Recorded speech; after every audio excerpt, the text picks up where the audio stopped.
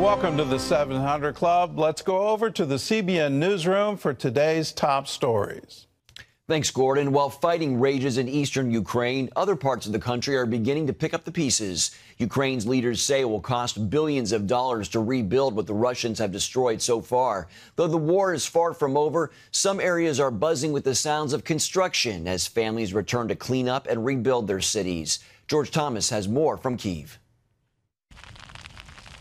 As Russia steps up its offensive in the east, Ukraine's government is moving forward with plans to rebuild battle-damaged areas it still holds.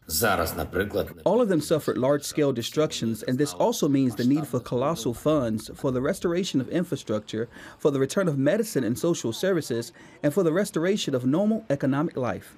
From hospitals to schools to apartment buildings to churches to shopping malls, the government in Kyiv estimates it will need at least $750 billion to rebuild what the Russians have destroyed. So we understand that it's huge money, but we understand that some of them will be compensated from confiscated Russian assets. These cities on the outskirts of Kyiv, once under Russian occupation, are today slowly coming back to life. This is the city of Borodyanka, which is basically probably about 20 minutes north of Bucha. And we've been hearing a lot, obviously, about Bucha. What's really cool is, look at this. I mean, just a few days after the Russians were, well, chased out of this part of the city, north of Kyiv, the cleanup has begun.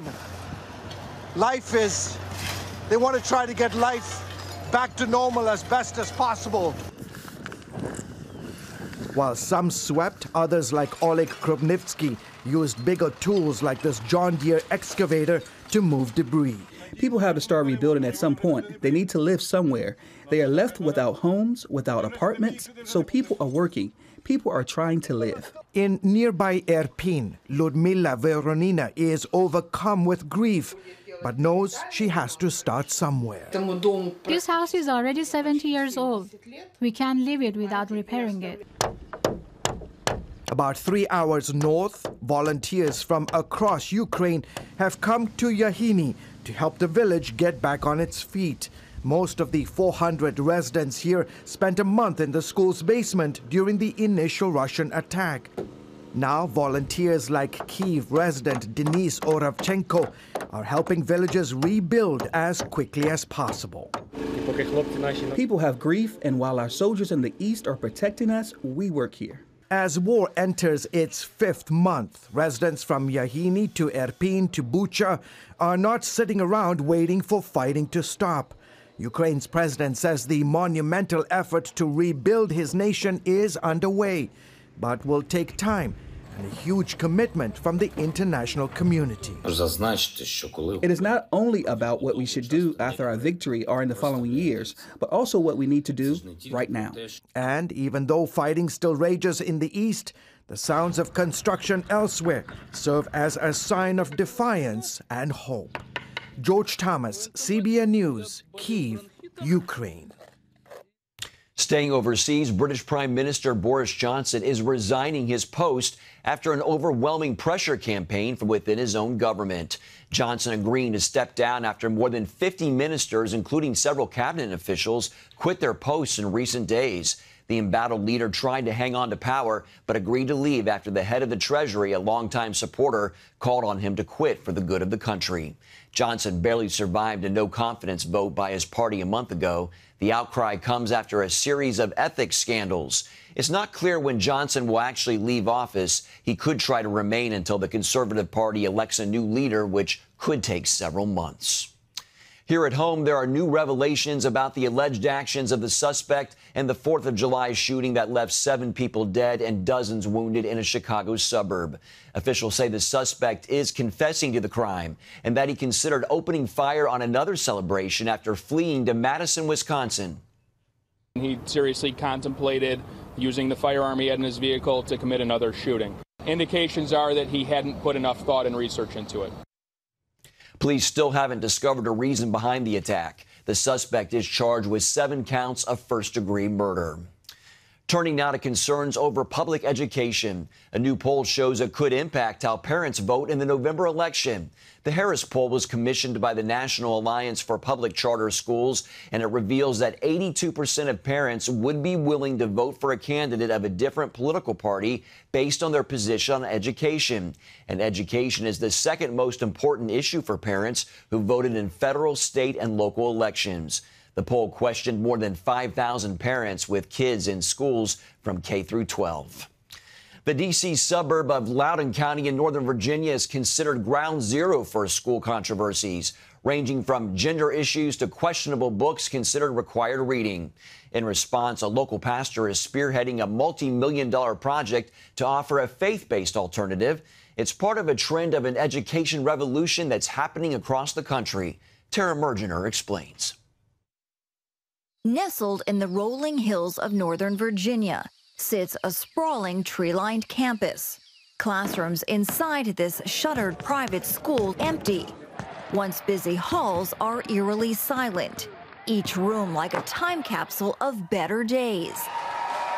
But not for long. After much prayer and discussion with our elders and pastoral leadership, we will be launching Cornerstone Christian Academy. With a campus about 20 miles from Cornerstone Chapel, the church will open the school in fall of 23. But just kind of abandoned. Yeah, I know. Initially, there will be enough space for 500 elementary and middle school students. Yeah, they have classrooms, desks, there's the gymnasium, there's a cafeteria down the hall. We're going to repurpose it for the Lord. There are also plans to expand to high school and online learning. Our goal is to provide children an education where they have a biblical worldview so that then they can go out into the real world and be salt and light. The multi-million-dollar project is Pastor Gary Hamrick's response to what's playing out in public school systems across the country. In our schools, kids are reading this, and you're going to tell me I can't read it to you? The woman in the yellow trying to break up the fight. 3 students killed, 8 others shot. I pledge allegiance to the queers. Any religious tradition ascribes as God's will is no concern of this Congress. You shut down a club for first graders studying the Bible. Do you feel good about that? Yes, we do. Loudoun is considered the face of the nation's culture war. For more than a year, parents railing against everything from sexual assault on campus. Organizers say the walkout was to show solidarity to victims of sexual violence. To critical race theory, X-rated books in school libraries. They're perverted because there is no other rational or reasonable explanation. And transgender policies. It's abuse to a child, and it's sinning against our God. Tanner Cross's dismissal for refusing to call students by preferred pronouns became the last straw for Hamrick. Our kids need an alternative. We have to ourselves, as a church, get engaged. What can we do to help give a Christian-based, Christian biblical worldview education for our children? Abby Platt, who saw 3 children suspended for not wearing masks at school, even though the state mandate was lifted, applied immediately. LCPS has lost our trust, and we really want our children to be in an environment that is safe, where they will focus on literacy and learning instead of indoctrination. Loudoun County schools have been the subject of so much controversy, Pastor Gary knew there'd be interest locally. What he didn't expect was to hear from parents in 27 states eager to enroll their children. Cornerstone has been inundated with inquiries, and not just from parents. Teachers want out of public schools, too. By the end of the week, we had over 2,500 students pre-registered. I got over 450 emails from teachers wanting employment. The overwhelming response mirrors what appears to be a national trend. Nearly 2 million students left public schools between 2020 and 2021. With large numbers now enrolled in Christian education.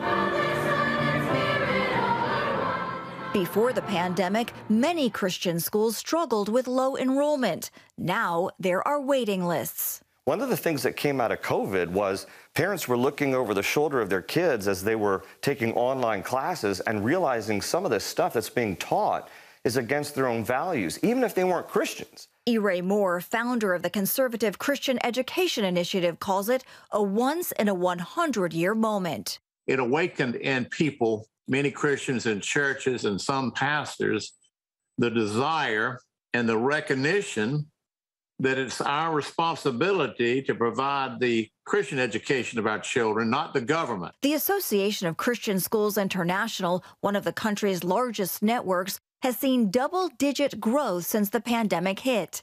The Association of Classical Christian Schools has added some 10,000 students.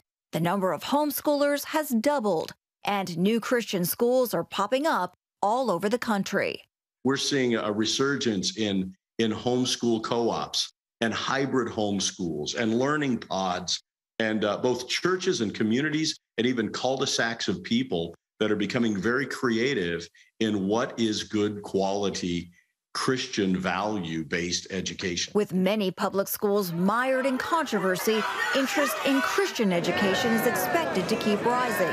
Do you think that this is part of a revival or part of an awakening of people because things have gotten so contentious? Yeah, it's definitely part of a revival that I hope sweeps across this nation in different ways, not just in terms of schools and education, but what is happening in our churches. The sleeping giant has been awakened, and parents begin to realize when their kids' future is at stake, we need to get involved. Like many church leaders, Hamrick believes Christian schooling is no longer a nicety, but a necessity. In Middleburg, Virginia, Tara Mergener, CBN News.